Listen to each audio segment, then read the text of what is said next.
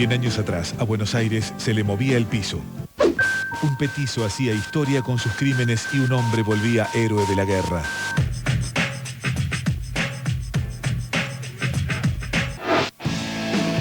Los hombres enloquecían por el fútbol y las mujeres por los artistas de cine. En las calles rodaban las bolitas y había gente que festejaba una ilusión.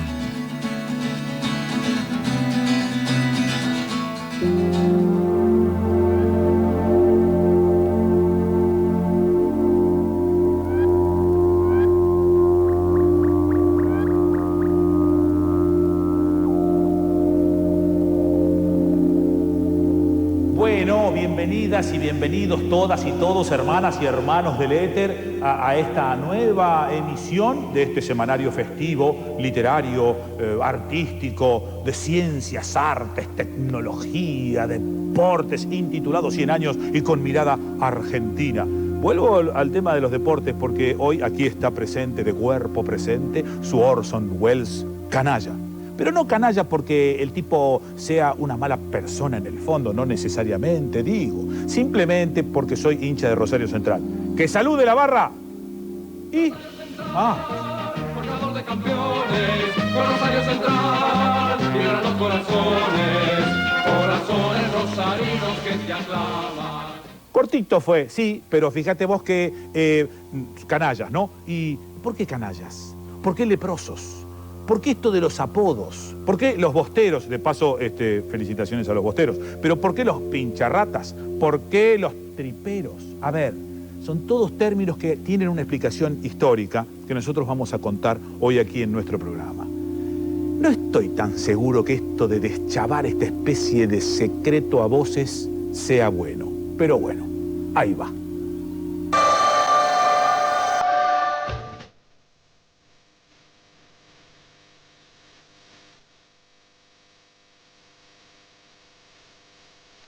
En 1931, Crítica le puso millonarios a River por la adquisición de Peuchele en 10.000 pesos y de Bernabé Ferreira en 35.000.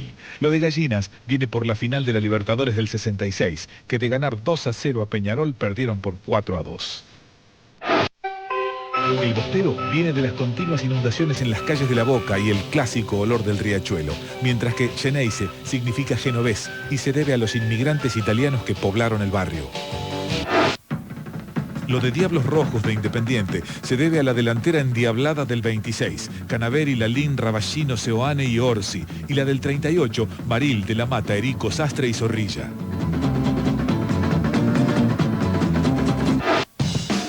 La academia de Racing es por los campeonatos ganados consecutivamente del 13 al 19 en la etapa amateur, cuando Alumni era la escuela.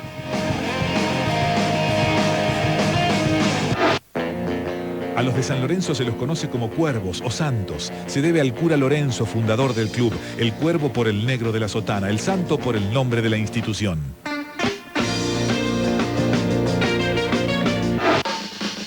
En Huracán, el globo viene del escudo diseñado en honor del aviador Jorge Newbery, presidente honorario del club. También los llaman los quemeros, por la cercana quema de basura en el barrio de Barracas.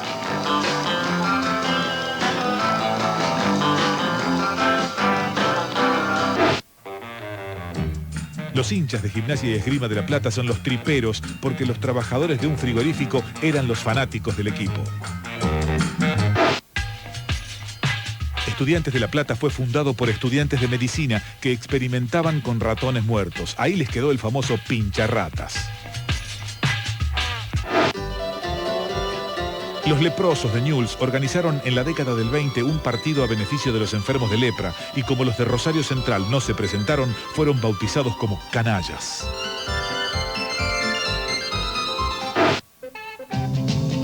Los fortineros son los de Vélez Sarsfield porque su cancha se asemejaba a un fortín gracias a unas torres de madera estilo mangrullo. Algunos más, algunos menos. Todos los equipos tienen algún apodo que los contrarios te lo gritan como un insulto y a uno lo llena de orgullo.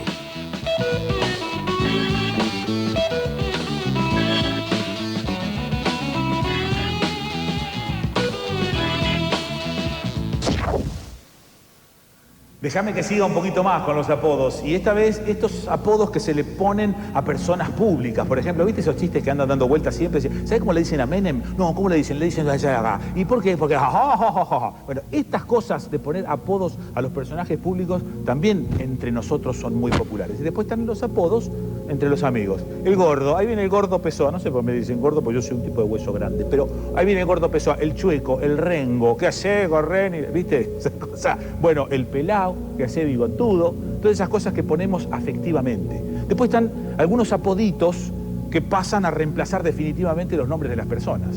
Por ejemplo, mi prima Dido. Vos me preguntás cómo se llama. No sé, es Dido. Y ya está. Y creo que hasta ella se debe haber olvidado ya de su nombre en función de este apodo que le pusieron cuando era chica y que entonces toda la vida pasó a ser Dido. Después hay otros apodos que la sociedad le pone a algunos personajes para distinguirlos rápidamente. Por ejemplo, no es lo mismo decir Pessoa que el sátiro de la esfera. Me parece que cada época construye un tipo de... un personaje, ¿no? De alta peligrosidad, que es bastante ficcional. Después la prensa lo pone de moda, ¿no? En diciembre de 1912, un cadáver que tenía los pies y las manos atadas, 13 vueltas de cuerda alrededor del cuello, el cráneo destrozado por una piedra y un clavo incrustado en la sien, fue encontrado en un baldío.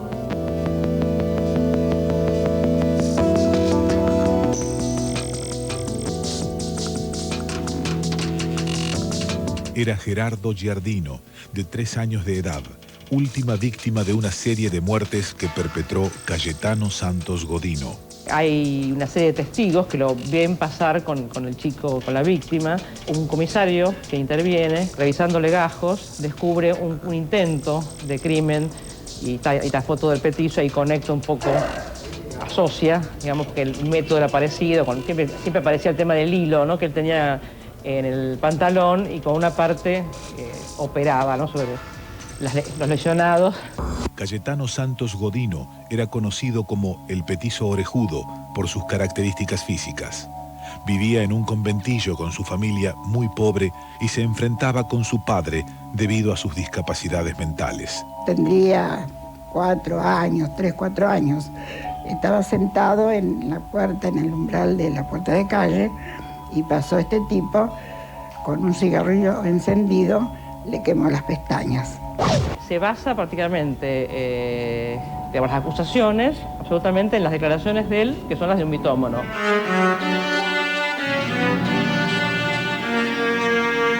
Según sus testimonios, también le prendió fuego al vestido de una niña que horas después murió por las heridas recibidas. En los sucesivos interrogatorios, recién en el último, aparece la idea de que se masturbaba después de cada crimen, o suponiendo que haya varios, ¿no? Crímenes. El primer informe médico legal decía: la flexibilidad simiana de las manos, el tamaño y las malformaciones de las orejas responden a defectos originarios de desenvolvimiento físico que en los alienados tienen el significado clínico de la degeneración hereditaria. No existió tratamiento para el adolescente que se descargaba con inocentes, solo el peor de los castigos.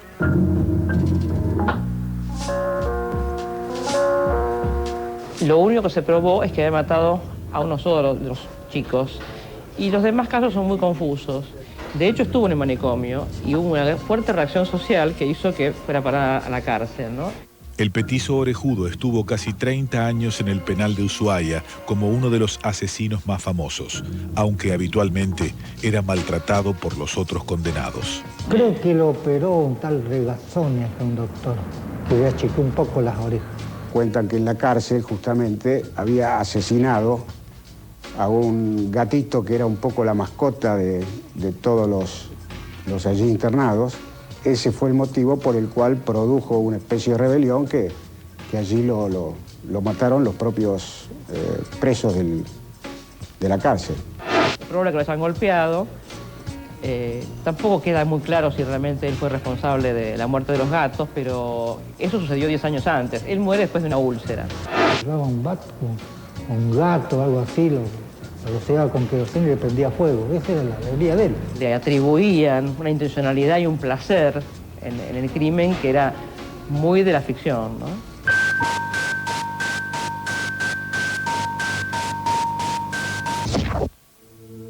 Y hay que pensar también que en aquella época, aproximadamente en 1912, no se hacían muchos distingos entre delincuencia y enfermedad. Y por otra parte, tampoco estaban tan clasificadas las enfermedades. Y por otra parte, y encima, los prejuicios sociales hacían que cuando se encontrase un chivo expiatorio de estas características, bueno, le endilgaban absolutamente todos los crímenes que iban apareciendo. Bueno, fue otra época. ¿Habrá cambiado esto?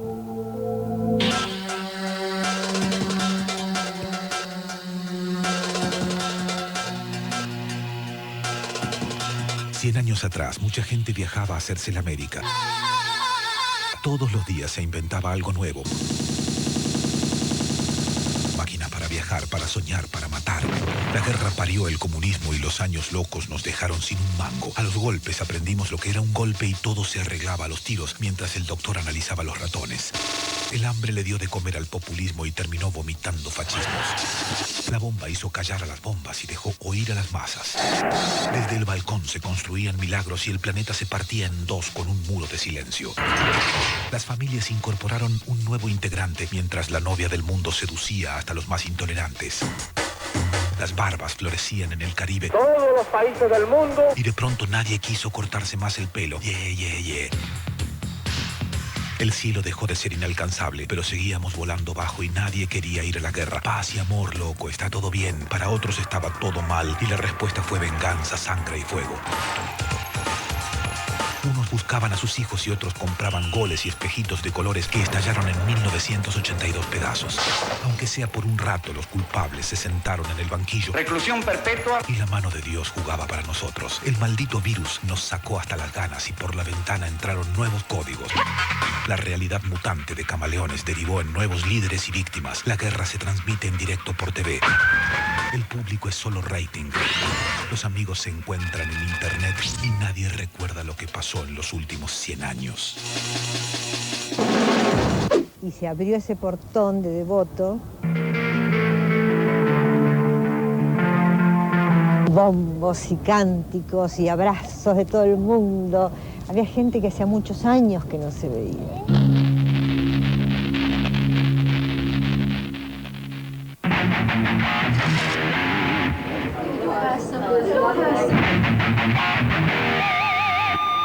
Sentí tu cabeza así de fresca. Nuevo Head & Shoulders Mentol. Los boxeadores, el 99% de los boxeadores somos cagones. Noche de confesiones. Esta cosa que te presentaban que era muy desagradable, que regenteabas como chicas. Bueno, viste, como eso hubo varias. Todo eso me costó notas, angustias con mis hijos, angustias y juicios, etcétera, etcétera. Noche de revelaciones. Esto es una historia que tampoco conté nunca. Mamá era de la JP y mi papá militar. Entonces escuchaba una campana, escuchaba otra, de golpe yo iba y le decía, pero papá, Carlos, el amigo de papá, murió en un enfrentamiento y mataron a la mujer y mataron a la hija y tiene 6 meses. Noche de intimidad. ¿No lloraste nunca en la cárcel, Colón? La única vez que lloré fue cuando me enteré que mis hijos lo sabían en Buenos Aires, lo que había ocurrido. La Noche de Moria. Hoy a las 23 por América.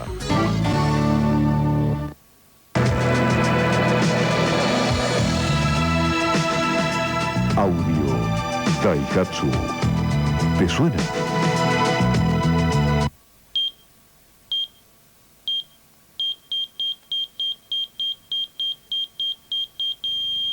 Durante una emergencia no hay tiempo para asociarse. Asóciese ahora a Emergencias Sociedad Anónima. Es importante. 0800-83637. Emergencias Sociedad Anónima. Cuando los minutos cuentan, cuente con nosotros.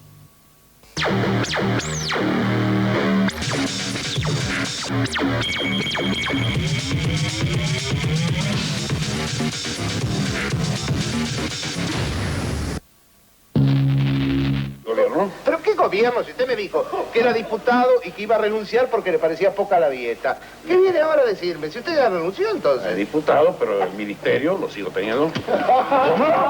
Así que usted iba a ser diputado y ministro. Así es. Y seré curioso, Fidel. ¿Ministro de qué iba a ser? No.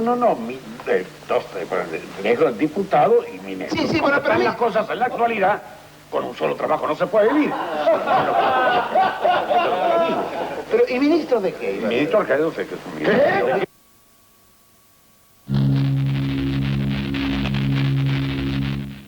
Lindo chanta, Fidel. Decía cosas y no se le entendía. Déjame que me quede un poquitito más en el 73 y tiene relación con esta charla que nosotros escuchábamos recién, porque voy a contar ahora algo respecto al año 73. Y me quedé pensando en esto porque en aquella época todos teníamos un pensamiento político. No todos militaban, pero todos opinaban sobre política. La gente se metía en política. Bueno, esto cambió mucho, ¿no? En aquella época, si vos estabas en la universidad y no estabas metido o en algún partido o no tenías una opinión política, realmente eras una especie de bicho raro. Bueno, después nos sobrevinieron lo que nos sobrevinieron, las dictaduras, la opresión, la censura, el no te metás, la demonización de la política, transformó todo eso en una cosa absolutamente mala y lejana. Y bueno, al menos hoy en día, si hemos podido superar esto de la demonización de la política, todavía estamos como indiferentes. Y yo creo que ahí está la base del problema, la indiferencia. Me parece que esto debería ser lo negativo. El 11 de marzo de 1973, el tío Cámpora había ganado las elecciones presidenciales con el 49% de los votos. Era la primera vez que el peronismo emergía públicamente después de 18 años de prohibición. Bajo la consigna Cámpora al gobierno, Perón al poder, se montaba el pronto retorno del general proscripto.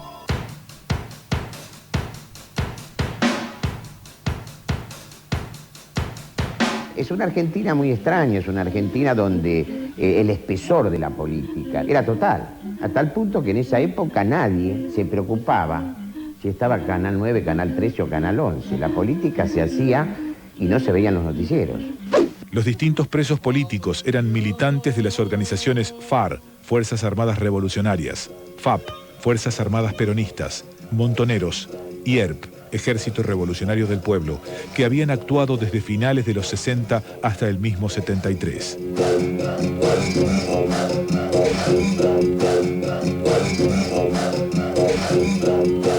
La noche del 25 de mayo se produjo el Devotazo, la liberación de alrededor de 300 presos políticos que fueron el comienzo de otras tantas liberaciones en el resto del país.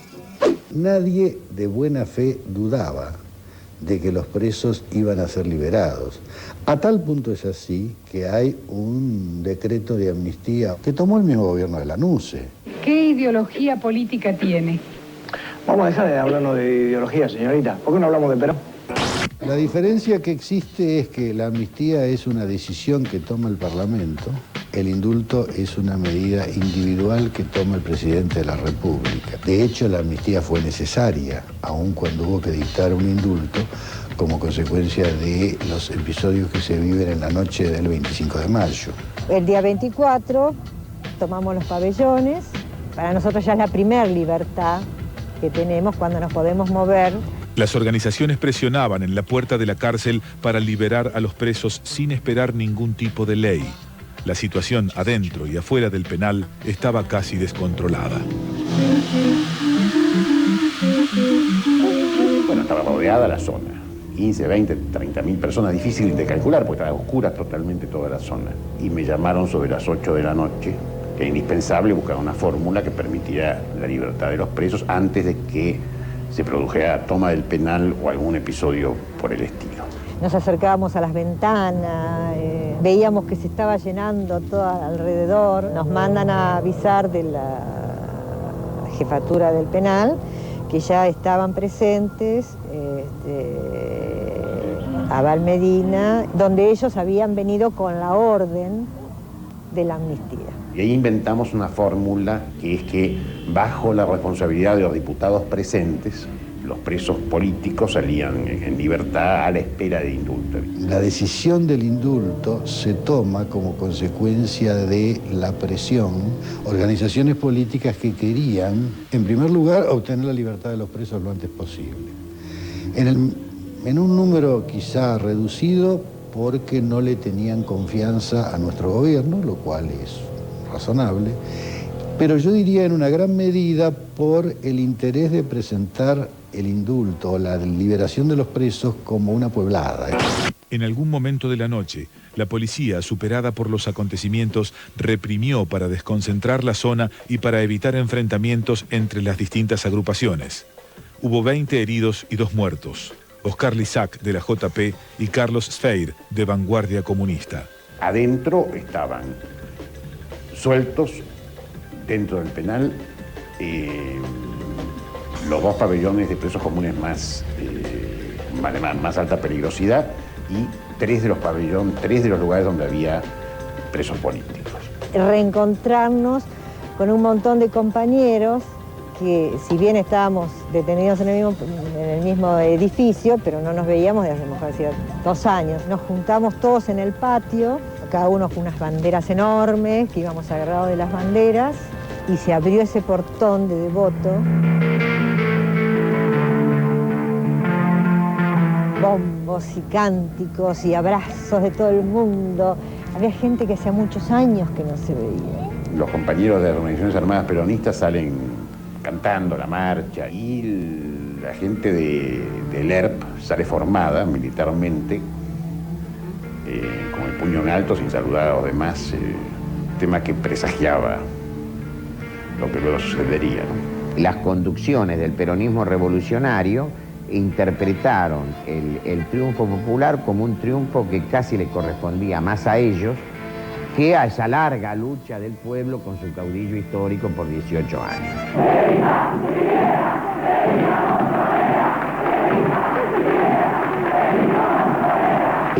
Visto a la distancia, no tengo duda de que eso sirvió de pretexto para muchas acciones de réplica de sectores autoritarios que después quisieron y lograron imponerse en el país. La primavera de la juventud peronista tendría su día negro un mes más tarde en Ezeiza, con la llegada de Perón.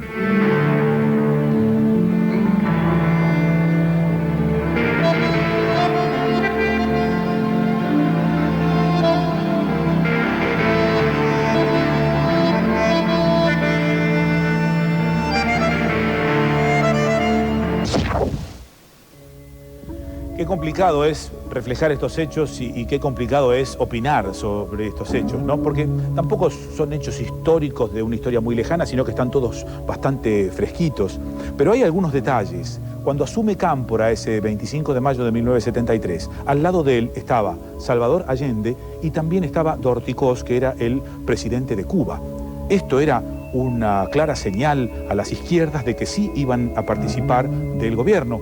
Pero apenas comienza a andar el gobierno de Cámpora, bueno, con la presencia de López Rega, todo pega un viraje brusco hacia la derecha. López Rega arma la AAA, una fuerza destinada a combatir a los comunistas, y entonces ahí comienzan, en ese mes que hay de tiempo entre la asunción de López Rega y la llegada de Perón en Ezeiza, comienzan las disputas por los espacios de poder que se le habían prometido a la izquierda y que la izquierda veía que ya no tendría. Esto, bueno, alcanza su pico máximo en Ezeiza, pero de esto hablaremos la semana que viene.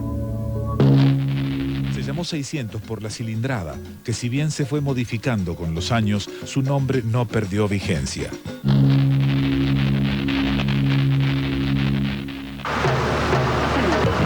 Por fin, vacaciones. Me muero por ir de compras. Acordate de comprar las entradas para el teatro. Ya hice las reservas para el restaurante. ¿Y el bebé? Lo llevamos. Siempre se porta bien. American Express reemplaza la tarjeta en 24 horas. Lo ayuda a hacer más.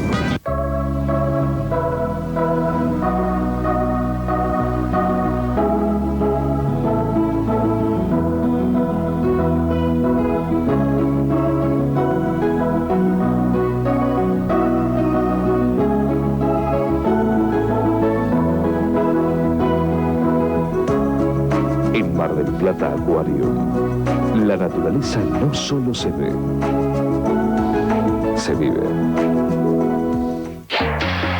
El torneo Sub-21 Esperanzas de Toulon se juega en directo y exclusivo por América. Martes, 16 horas. Argentina, Holanda. La presentación de los chicos de Beckerman con uno de los grandes de Europa. Argentina, Holanda. Este martes a las 16. En directo y exclusivo por América.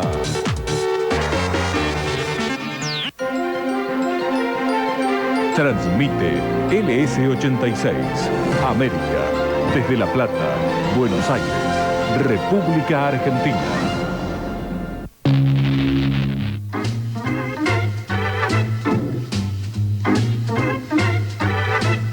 Para celebrar el centenario de mayo de 1810, las revistas PBT y Caras y Caretas encomendaron a sus dibujantes una serie de viñetas sobre el fin de siglo y el inicio del 2000. Los caricaturistas lo vieron de esta manera.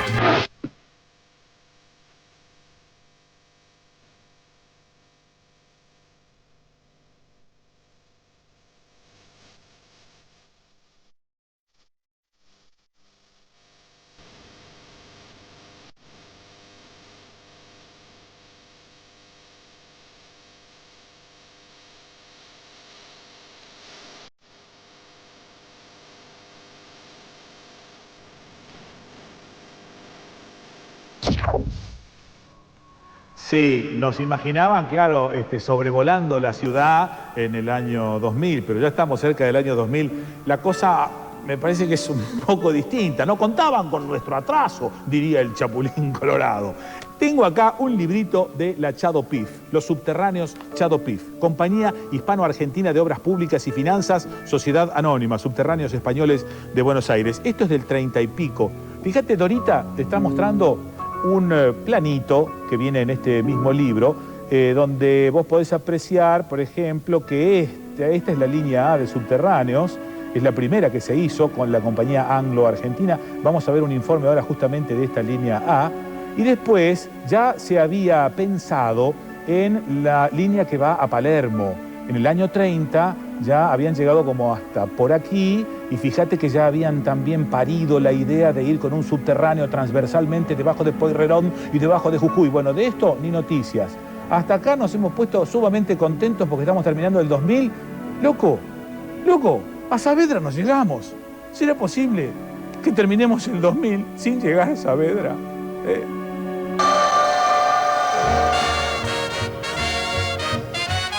Un comentario del diario La Razón de 1913 decía: la vasta colmena tiene ahora una razón más para llamarse así, ya que las abejas productoras penetrarán de un extremo al otro atravesándola por el inmenso túnel que la horada.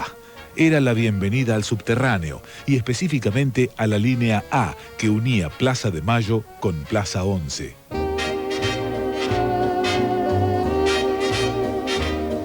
En 1909, la municipalidad autorizó a la compañía anglo-argentina, que manejaba los tranvías, a construir y explotar la primera red de subterráneos de Latinoamérica.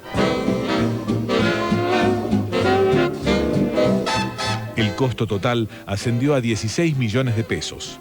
Los coches fueron de origen belga y circulaban, aunque usted no lo crea, cada minuto y medio. Cosas del progreso.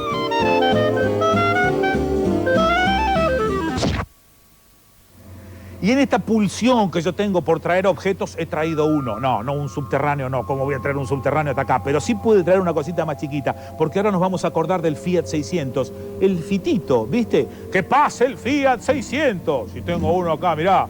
¡Qué maravilla! Es el Fiat 600 del Charlie Chiesa. No es un Fiat 600 absolutamente original, pero me gusta porque el tipo lo cuidó hasta sus mínimos detalles. En su pintura, en su presencia, el Fiat 600. Tiene una pintura esta que no es original, pero abrile el capotcito de atrás y déjame ver el motor. Mirá el trabajo que hizo Charlie con este fitito. Helo allí, todo cromadito. Podés comer, dijo uno ahí adentro. Todo cromadito, los cables coloridos. Mirá qué maravilla de precisión. Gracias, Charlie, por esto. Y ahora ya que lo abriste, calzale el palito ese que le ponían, viste que le ponían siempre un palito para llevar la tapita de atrás, porque estos desgraciados siempre recalentaban. ¿Vos sabés? Fiat 600. Cientos de Fiat 600 dispuestos para arrancar. Este, en representación de otros muchos, acaba de superar las pruebas de calidad y de seguridad. Mientras la Alemania de posguerra se poblaba de Volkswagen, Italia dio a conocer al Fiat 600. Y comenzó su venta en Italia en 1955, si bien con una forma un tanto diferente a la que vemos aquí. El hecho de que lo reducido del automóvil no quitaba que tuviera 4 plazas. Seguridad a la velocidad máxima. La maniobrabilidad en ciudad. Seguridad en las curvas. Y el hecho de disponer de unas relaciones de caja, de las cuales había especificado Fiat, que le permitieran al vehículo que se desenvolviera con rapidez y con agilidad en los caminos sinuosos de las montañas italianas.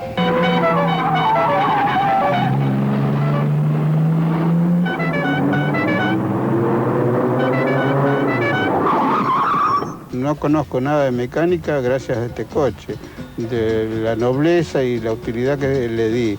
Se llamó 600 por la cilindrada, que si bien se fue modificando con los años, su nombre no perdió vigencia. Aunque en la Argentina siempre le dijimos el bolita. Los primeros modelos que aparecieron de 600 tenían la puerta que abría de esta manera. La manija se encontraba adelante y abrían así. Se modificaron en modelos sucesivos debido a la gran cantidad de accidentes que aparecían, que las puertas se abrían con el automóvil en movimiento y los ocupantes se caían en la calle. Mira, esto no se le hace un 600, ¿entendés? A un fitito esto no se lo hace, porque yo no te la perdono, ¿entendés? ¡No te la perdono! Este volante, que es de baquelita negra, tiene el claxon o bocina en el centro y los guiños de las luces se encuentran del lado izquierdo del mismo. En la Argentina, el 600 se fabricó desde 1960 hasta el 82. Con la llegada del 133, la empresa dejó de fabricarlos. Fue durante 21 años primero en ventas. Espero que la próxima semana me tengan listo el otro. Ah, es una locura con los talleres. Sí, este bichito anda macanudo, pero estoy acostumbrado al grande. Los usuarios lo compraban por una razón muy sencilla. Fue el automóvil que menos patente pagaba de todos los que había en ese momento en la calle. Frenado eficaz. La juventud lo prefería, no podían comprar un Torino u otro auto un poco más poderoso y se contentaban con el 600. No, el 600 no es anfibio, pero esta prueba es la garantía de su perfecta impermeabilidad. Hace 2 semanas que salíamos nosotros dos y bueno, en el medio del camino, en el medio del centro de todos los autos, el señor me dijo que empuje, así que llegamos casi empujando, llegamos al boliche él con todas las manos sucias y yo con todas las medias corridas. Bueno, por suerte se la bancó.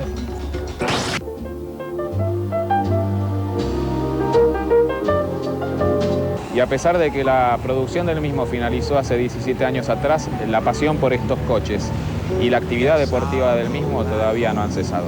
Cuarta, tercera y adelante. Aceleración formidable. Y ahora en viaje, el primero y el último sobre ruedas ajenas. Fiat 600D. Mirá, me estoy asomando por el vidriecito del Fiat 600 del Charlie Chiesa. Gracias, Charlie, por haberlo traído. Tengo aquí la revista Parabrisas que Jorge Magri Martínez me ha enviado del año 65. Y en esta revista aparece el Fiat 600 que te está mostrando Dorita en este mismo acto. Y me mandó otras revistas también. Qué maravilla el Fiat 600. Vos sabés que yo tenía uno y mis amigos me decían que yo no me subía, sino que yo me lo ponía. Y un día estaba llevando una novia que yo tenía y estaba tan ensimismado haciéndole un sober de no sé qué cosa que no vi un cantero en el medio de la avenida. Lo agarré como a 70. Las ruedas, los ejes, se encontraron prácticamente uno con el otro. Y después para decirle a mi viejo, porque no era mío, era de mi viejo, papá, se arrugó el Fiat. Lo llevamos al campo, lo pusimos entre 2 árboles, atamos con un cable de acero el eje trasero y en el cable delantero me puse yo con un aparejo factorial y mientras mi viejo le pegaba, yo lo estiraba y lo estiramos y me parece hasta que nos pasamos de revoluciones porque lo estirábamos. Su figura graciosamente desgarbada pobló más de 170 películas. Su falta de narcisismo y sencillez lo convirtieron en un romántico incurable.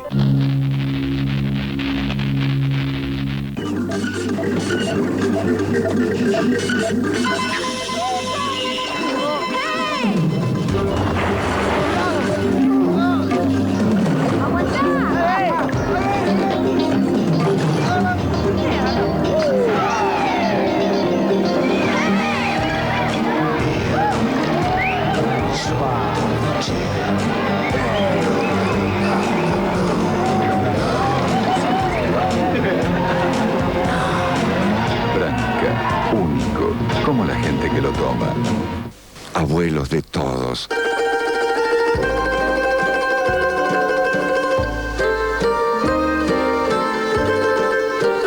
Más de 500 ganadores de los torneos Abuelos Bonaerenses 98 disfrutaron de un merecido premio, no solamente por haber obtenido el primer lugar en las competencias, sino también como reconocimiento a toda una vida de trabajo y esfuerzo.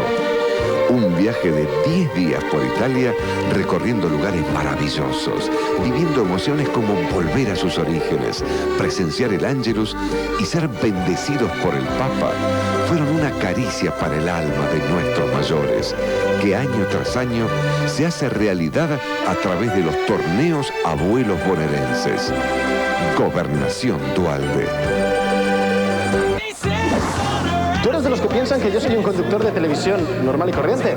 Estás muy equivocado. Somos extraterrestres que hemos venido a invadir la medianoche de América. Sí, muy pronto. Perdidos en el espacio. Con invitados estelares. Todo un humor de otro planeta. Juegos que te van a poner en órbita. A la medianoche... Invasión gallega. ¿Gallega por qué? No sé. La mejor televisión no es de este mundo. Perdidos en el espacio. Con Javier Botía y Anabel Cherubito. Hoy a la medianoche por América.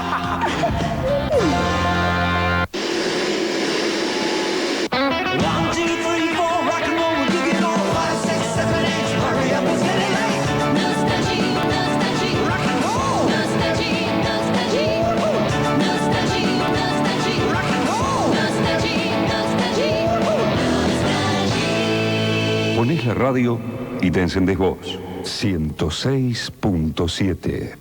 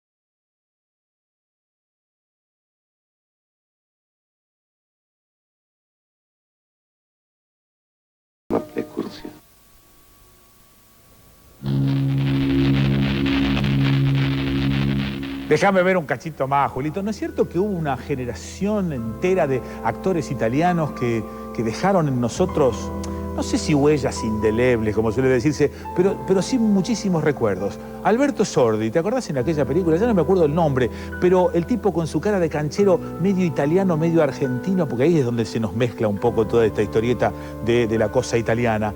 Y el tipo ve un grupo de trabajadores y le grita ¡Laboratori! Y el vehículo en el que iba el tipo se le para a los 20 metros. La cara de Sordi y los laboratorios se venían con los fierros en la mano. Otro tipo es el que acabamos de ver, Marcello Mastroianni. Actor, pero actor de oficio, como él se decía. Él decía que no entendía a los tipos que tenían que hacer de cura y debían internarse en un monasterio 6 meses para estudiar. Él decía que esto era un oficio, que él iba a laburar, que él llegaba a la mañana al estudio y decía, bueno, buongiorno, ¿de qué hay que hacer hoy? Hay la fachada porca. Marcello Mastroianni nació el 28 de septiembre del 24 en Fontana Liri, Italia. Durante la Segunda Guerra fue obligado a trabajar en un campo de concentración. Más tarde pudo estudiar arquitectura y allí formó un grupo de teatro donde comenzó su vocación.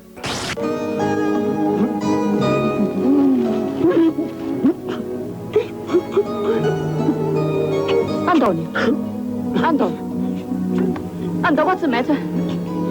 What's the matter? Anto, where's my ring? Did you swallow it? What am I going to do? It was gold. What about me? I'll get an ulcer or something. Su figura, graciosamente desgarbada, pobló más de 170 películas. Su falta de narcisismo y sencillez lo convirtieron en un romántico incurable. Emanaba timidez, ironía, pasión y desencanto.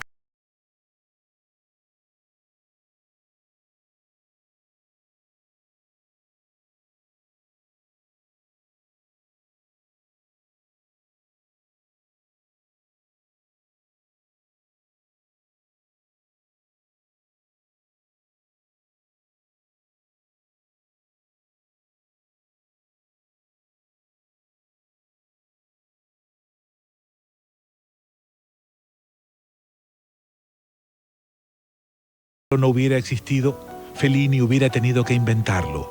Alrededor de sus personajes pudo desarrollar sus ideas más extrovertidas. Marcello, come here. Hurry up. La larga lista de éxitos internacionales comenzaría en 1960 con La Dolce Vita.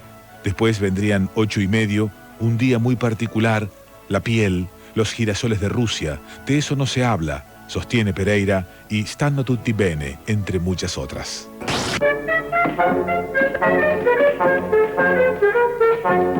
Marcello, el actor que hizo 1000 rostros, prefirió mostrar siempre el mismo, el eterno romántico sufrido que hizo suspirar a generaciones de mujeres en el mundo entero, siendo, como él decía, un simple comediante. Scusi, che ora è? 9:10. Prego. Sto aspettando mio figlio. Sono arrivato adesso da Roma. Avevamo un appuntamento qui sotto il monumento di Garibaldi. Io pure sto aspettando mio padre alle 9, dovevo arrivare a Roma. Io faccio il militare qua.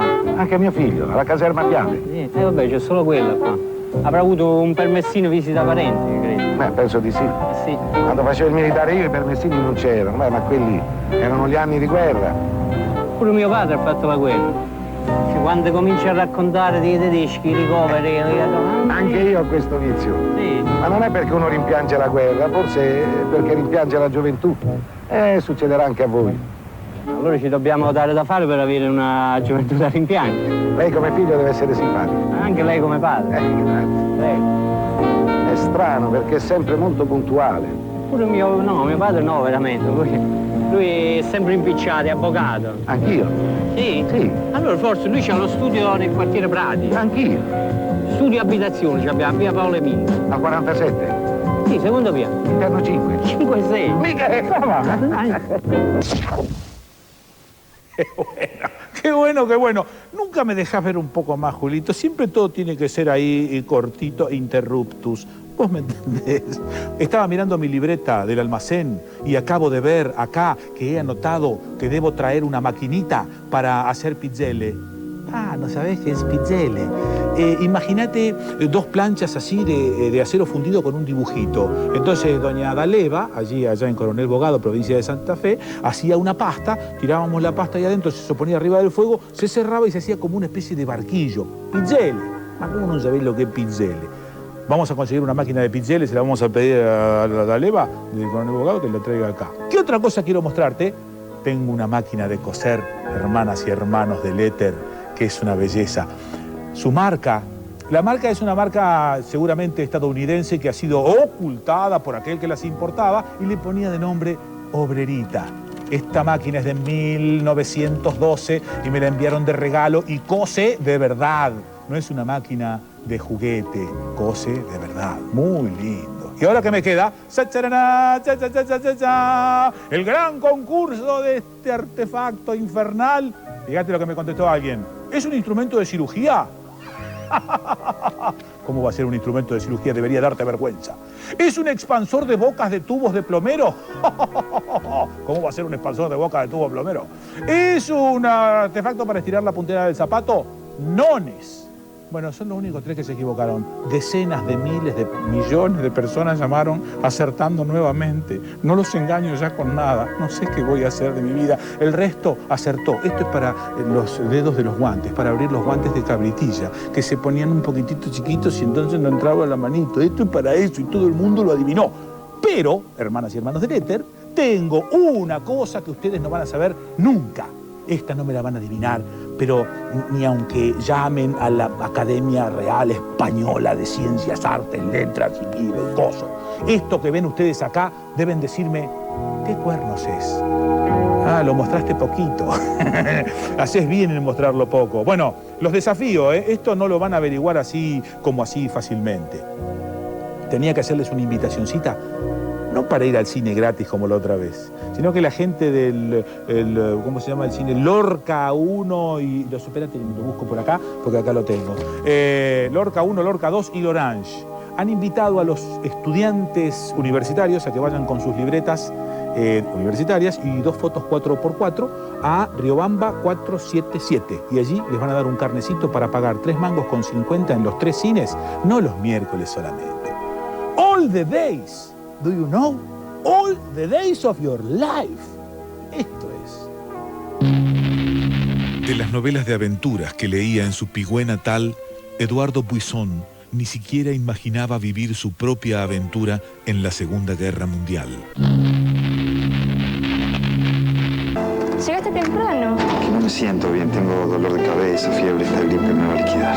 Dame lo mejor que tengas y un tecito. Tengo algo nuevo que tiene todo lo que necesitas. Vic presenta Vitapirena, la única bebida caliente que combina una avanzada fórmula medicinal, vitamina C, miel y limón, aliviando el dolor corporal, el dolor de cabeza y la fiebre gripal. Todo eso con la calidez reconfortante de un tecito caliente. ¿Y tu gripe? ¿Qué gripe? Nueva Vic Vitapirena, la receta más caliente contra los síntomas de la gripe. Los boxeadores, el 99% de los boxeadores somos cagones. Noche de confesiones. Esta cosa que te presentaban que era muy desagradable, que regenteabas como chicas. Bueno, viste, como eso hubo varias. Todo eso me costó notas, angustias con mis hijos, angustias y juicios, etcétera. Noche de revelaciones. Esto es una historia que tampoco conté nunca. Mamá era de la JP y mi papá militar. Entonces escuchaba una campana, escuchaba otra, de golpe yo iba y le decía, pero papá, Carlos, el amigo de papá, murió en un enfrentamiento y mataron a la mujer y mataron a la hija y tiene 6 meses. Noche de intimidad. ¿No lloraste nunca en la cárcel, Colón? La única vez que lloré fue cuando me enteré que mis hijos lo sabían en Buenos Aires, lo que había ocurrido. La Noche de Moria.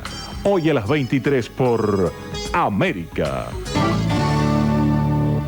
Strangers in the night. Doble dosis. Exchanging glances, wandering in the Cómprelo ya. Dos compactos con versiones originales a solo 18 pesos. Doble dosis. Adquiéralo en Musimundo.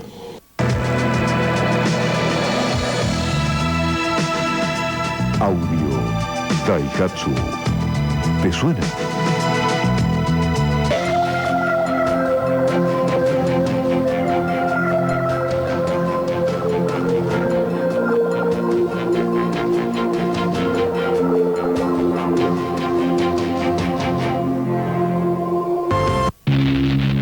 Cuando yo era muy chica, recuerdo que debo haber tenido 7 años. En esa época mis padres no se usaba el veraneo en la clase a la que yo pertenezco. Soy hija de obrero gráfico, así que no había veraneos. Pero los veranos eran diferentes y eran muy hermosos. De invierno se vivía adentro y de verano se vivía afuera, en el gran patio de la casa, donde había una palmera enorme, y se reunían mi padre y mi madre con sus amigos. Papá tenía un amigo andaluz y otro amigo napolitano. Papá cantaba, sabía poemas, mamá cantaba canciones gallegas, tocaba la guitarra papá, y nosotros nos quedábamos ahí acurrucados, escuchándolos a todos ellos que cantaban canzonetas napolitanas, trozos de ópera, canciones gallegas, algún tango, y después conversaban tomando cerveza o vino, y éramos tan felices. Es un recuerdo que me llena de ternura.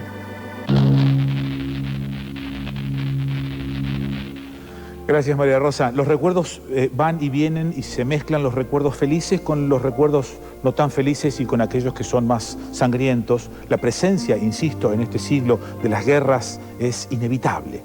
Y tengo aquí un mapa que es una réplica de un viejo mapa francés de la batalla de Normandía entre junio y agosto de 1944. Están todos los detalles de la batalla de Normandía, de aquel recordado día D en 1944. Y Dorita tiene un esquema de cómo llegaron las fuerzas comandadas por Eisenhower y Montgomery a las costas de Normandía y cómo después toda la batalla en realidad se fue extendiendo a todo el territorio, ¿no? Y fueron de alguna manera corriendo a los alemanes. Y fíjate que en este lugar que estoy señalando ahora, ahí está Cherburgo. ¿Te acordás de la película Los Paraguas de Cherburgo? Cerquita de Cherburgo hay un lugar que se llama Pluto, o por lo menos se llamaba Pluto en ese momento. Se realizó una unión física entre este sitio e Inglaterra, que estaba la costa de Inglaterra por acá arriba, a 450 kilómetros de distancia, pusieron en el mar 6 enormes tanques flotantes y tenían varias mangueras y llevaban el combustible desde Inglaterra hasta Francia para hacer funcionar todo el artefacterío de guerra que necesitaban durante esos 2 meses que duró, que ellos no sabían cuánto tiempo iba a durar. Pero lo más maravilloso es que pudieron unir físicamente Inglaterra con esta parte de Francia llevando el combustible.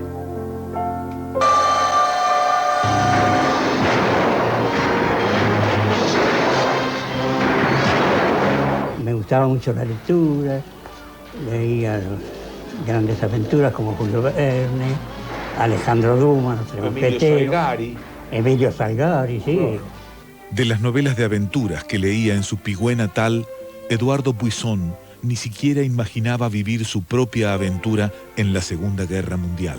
Hay un entusiasmo y me aceptaban porque hijo francés tenía energía francesa. Eduardo quiso ser voluntario de guerra. Era la oportunidad de salir al mundo. Y un día me mandaron el pasaje. El viaje lo llevó hasta Nueva York y de allí a Canadá, donde hizo instrucción militar por 8 meses. La guerra aún parecía lejos, hasta que llegó el día de partir a Inglaterra. Era un barco enorme, no sé si eran 3.000, 4.000 soldados.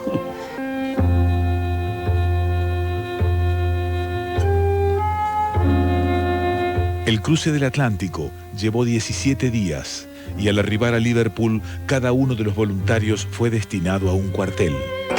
Los partes de guerra seguían diciendo que los alemanes ganaban cada batalla. Me tocó un cuartel Leamington, cerca de Londres. Esperaban en Inglaterra la invasión. Y cuando nos daban licencia, teníamos que salir todos con el fusil y la mochila. O sea, en cualquier momento que daban la orden de empezó la invasión, estaban en cualquier lado que estaban, empezaba a dar uno pelea. No muy conforme con su destino en tierra, Eduardo pidió el cambio a Marina, pasando por varios barcos en el puesto de artillero. La guerra se acercaba aún más. Siempre vimos algunas veces barcos que desaparecieron, y era que recibieron un torpedo y explotaban y desaparecían. Pues muchos salían y muchos amigos, así que uno se hacía amigo con los bares, con otros marineros, que habían salido y nunca volvieron más. No sé, dice el capitán, le anda una carta que la tiene que abrir en alta mar, que ahí decía el destino. Y tuvimos varios, 3, 4, 5 días, como 4, 5 días, navegamos, pero dice, nadie sabía, uno hablaba entre los otros marineros, nadie sabía dónde íbamos. El 6 de junio de 1944 se produjo la mayor invasión marítima de la historia, con 2.000 barcos, 4.000 lanchas de desembarco y 11.000 aviones. Volaban las lanchas de desembarco. Esa jornada pasaría a la historia como el día D. Los aliados cercaban a los alemanes y Eduardo estaba allí. Las tropas de desembarco iban con esas lanchas de desembarco que abren la puerta de adelante, se clavan en la playa, digamos. Se abre la puerta y salen los soldados. Y los otros tenían que vigilar los aviones que venían, los aviones alemanes a atacar, y los cañones que tiraban de tierra. Si había toda la costa de Normandía, galerías abajo, con todos cañones de grueso calibre, y eso tiraban sin parar. Mientras Eduardo luchaba en la guerra, a miles de kilómetros, Lina comenzaba una ilusión que se convertiría en historia de amor. Ese día me dio por ojear el diario y veo que dice pedían para madrina de guerra. Entonces dije, bueno, voy a escribirle a ver qué pasa. Y entonces él me escribió después, a los 2 meses recibí la carta que me había elegido a mí como madrina de guerra. Hasta que un día la guerra terminó. En el puerto de Amberes, en Bélgica, empezó un bochinche en la ciudad, se sentían bombas, a la sirena de todos los barcos. Se firmó la ley de la paz, no hay más guerra, se firmó la paz, y quedamos todos duros. Se cortó algo.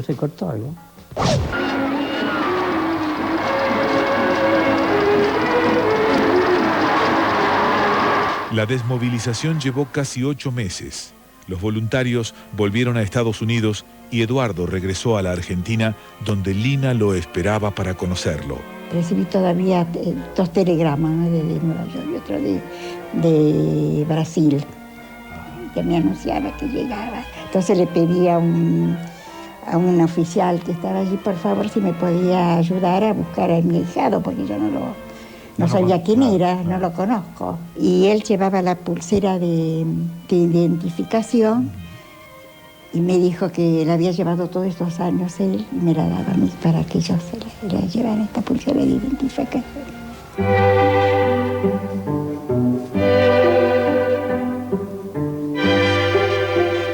Al mes de verse por primera vez, la madrina de guerra se convirtió en novia y un año después se casaron.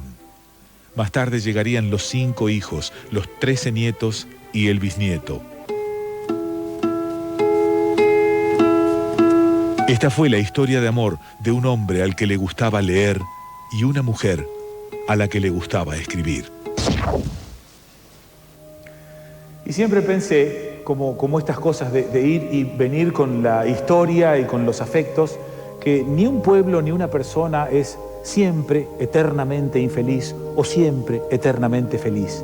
La vida nos va alternando felicidades, nos va alternando con tristezas, nuevamente alegrías, esta especie de sinusoide, ¿no? A veces todo bien, a veces todo mal, a veces no tan bien, y todo el gradiente que en el medio hay. Bueno, eso es lo que yo creo que tratamos de reflejar en nuestro programa. Dorita, ¿vos podés gradiente mediante saludar?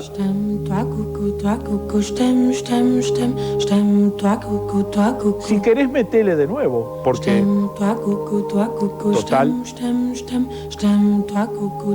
no vamos a escatimar esfuerzos, Dora.